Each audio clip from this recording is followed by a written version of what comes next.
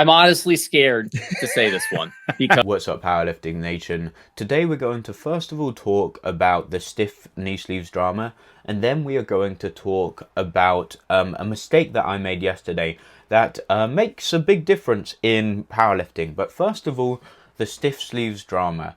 So the IPF, about a month ago, they decided and announced that they were going to ban stiff knee sleeves. Now, this was met by outrage by the powerlifting community. Why? Because the IPF had initially said that these knee sleeves would be allowed at least until the end of 2026. So people had spent their hard-earned money on knee sleeves thinking they would be able to use them in competition, and then they were told that they couldn't use it. So yeah, people were annoyed. Also, people were saying that SBD were the reason behind the IPF banning the stiff sleeves because they want to kind of promote their monopoly. I already talked about this in my initial video about the stiff sleeves, but I just want to play you guys a clip. It's by Steve Denovi, who's a massive powerlifting coach.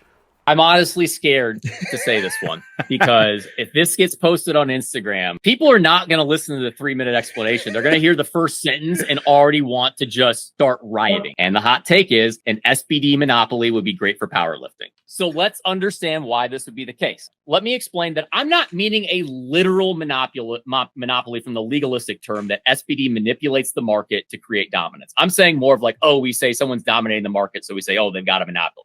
The fact is, powerlifting is not a big enough sport to warrant the fact of we need a large sponsor to carry us. Angelo and I talked about this a lot when we did a whole 6-month spiel on how do we make powerlifting mainstream. We need a big sponsor to support powerlifting and to carry it to where it needs to be. SBD is the only company that's involved in powerlifting that has the size and the revenue to where when powerlifting directly grows, they grow and they can give back enough to continue to grow it. Because here's the issue. I'm free market capitalistic. I love ability for people to be entrepreneurs and start brands. But the fact is, when we have tons and tons of these small brands, we're talking about knee sleeves is the hot one right now. For the most part, they just have enough money to support themselves. They might have a small bit of net profit that they can be able to offer to a local meet to kind of help support them. But they can't do much on their own because they just aren't making enough money. Versus, we see SBD and what they're doing. Not only one, did they make enough money, but two, they have very much shown they're willing to invest it back into powerlifting. And the reason they're investing in the powerlifting is because if powerlifting grows, they now make more money. Sheffield is not just this altruistic charity event. Sheffield is to grow powerlifting. If powerlifting grows, SBD is in a great spot to greatly increase their revenue because a massive portion of their revenue comes from powerlifting. These aren't the exact numbers, but let's say half of all equipment revenue goes to SBD and half of all equipment revenue goes to 50 small companies. Those 50 small companies, that half of the revenue pretty much is just supporting their ability to exist. If all of a sudden they cease to exist and SBD now doubled their revenue with already what they're doing, think how much more now they would have to continue to invest and push and grow powerlifting and be that primary sponsor that would be really able to push it to a next level from a monetary standard. Because if we want to grow, there has to be money. And the money has to come from somewhere. Either one has to come from the powerlifters directly, which doesn't seem to ever be super popular when you say, hey, I'm going to increase your rates by $10 or the meat's going to cost more. That's where most sports that get really popular have a lot of injection from sponsors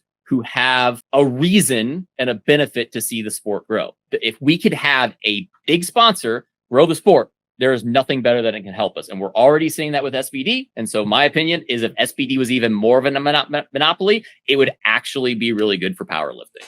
Yeah, so like Steve was saying, the SBD monopoly isn't necessarily a bad thing, but this is a controversial take, so comment down below what you guys think. I thought it was an interesting video.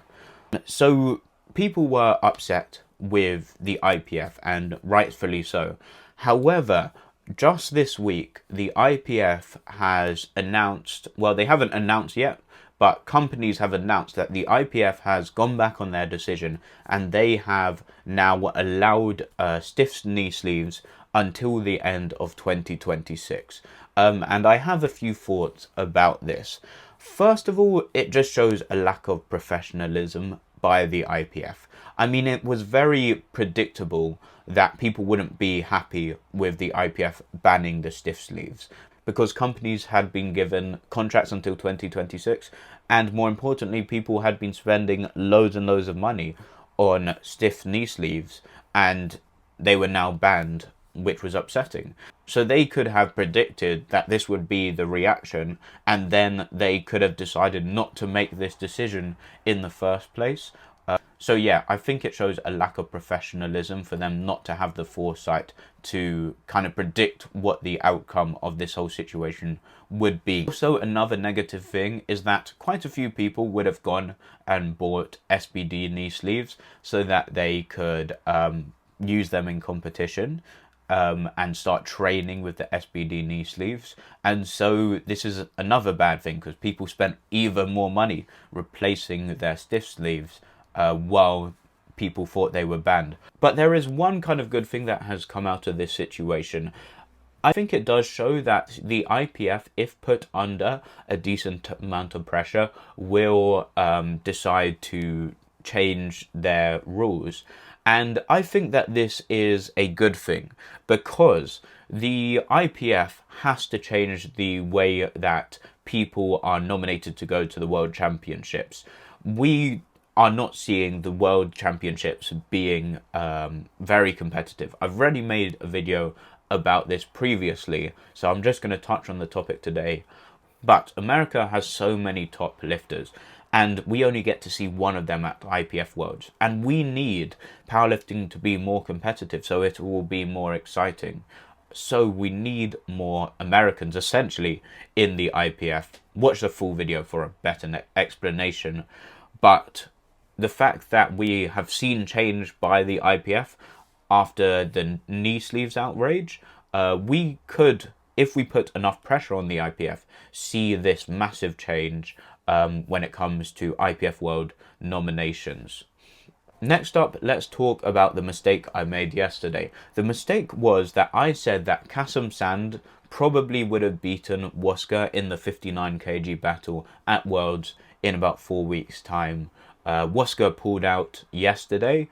But yeah, I was severely underestimating Kassem Sand. And to be fair, it was because of a human error mistake. He did a massive total in training. It was 680 kg in the 59s. However, when I was calculating the total, I must have made a mistake, and I thought it was 580 kg, which wouldn't have made him very competitive.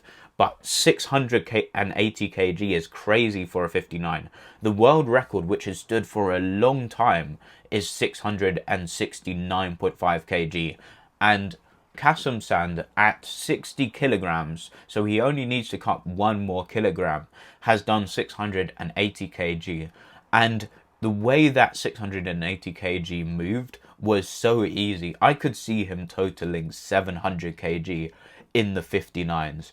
And this is extremely exciting, because Kassem Sand isn't going to have to go over the world records at IPF Worlds to win. He definitely won't. And so we will see at Sheffield, Kassem Sand could pull off a Zhao Backlund. He could potentially win Sheffield in the 59s. Why? Well, Sheffield is ranked by who can break the world record in their weight class by the highest percentage.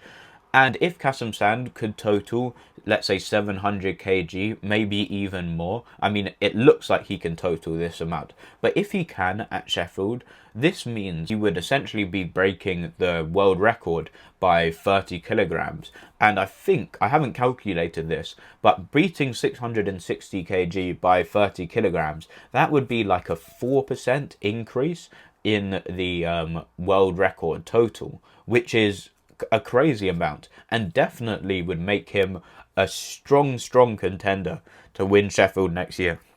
Especially because Ade is probably going to force up the 83 kg world record, meaning that Joe can't break that world record by a great percentage.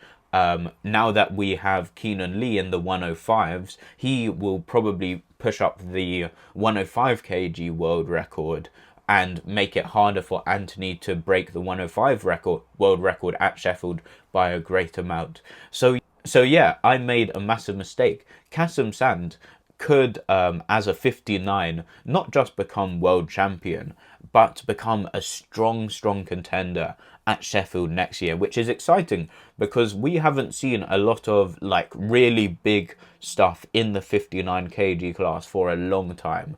So this is really exciting. But thank you guys for watching. Check out rp10.shop to go and get yourself some powerlifting or lifting merch. Like, subscribe, comment down below. I'll see you guys in the next one.